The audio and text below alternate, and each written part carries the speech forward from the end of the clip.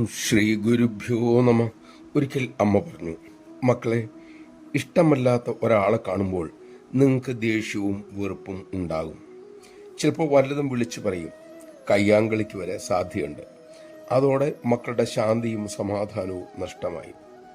ഇഷ്ടമില്ലാത്ത ആളെ കാണുമ്പോൾ വെറുപ്പ് തോന്നിയാൽ ഉടൻ ചിന്തിക്കണം, ഞാൻ എന്തിന് അയാളെക്കുറിച്ച് ചിന്തിച്ച് എൻ്റെ മനസ്സ് ഉണ്ടാക്കണം, എൻ്റെ ശാന്തി കളയണം. അയാളുടെ വഴിക്ക് പോകട്ടെ. ഇങ്ങനെ ആദ്യം ഉണർന്ന വിദ്വേഷ ചിന്തയെ വളരാൻ അനുവദിക്കാതിരുന്നാൽ സമാധാനമായി നിങ്ങൾക്ക് പ്രതികരിക്കാൻ സാധിക്കും. അതിന് ചിന്തകളെ തിരിച്ചറിയാൻ ഒരു സാവകാശം ഉണ്ടാക്കണം. അതായത് ചിന്തയുടെയും വാക്കിൻ്റെയും ഇടയിൽ ഒരു വിടവ് വേണം. ആ വിടവിൽ പ്രകാശം വരും, അതായത് വിവേകത്തിൻ്റെ പ്രകാശം. അതുവഴി ക്ഷമ ഉണരും, നല്ല വാക്കുകളും വരും. നമഃശിവായ. അമ്മ അരുളിയ ഈ ചിന്താപദ്ധതി ശീലിക്കാനും സ്വായത്തമാക്കാനും നമുക്ക് കഴിയട്ടെ. ഈ ഗുരുപൂർണിമയിൽ അതായിരിക്കട്ടെ നമ്മുടെ പ്രതിജ്ഞ.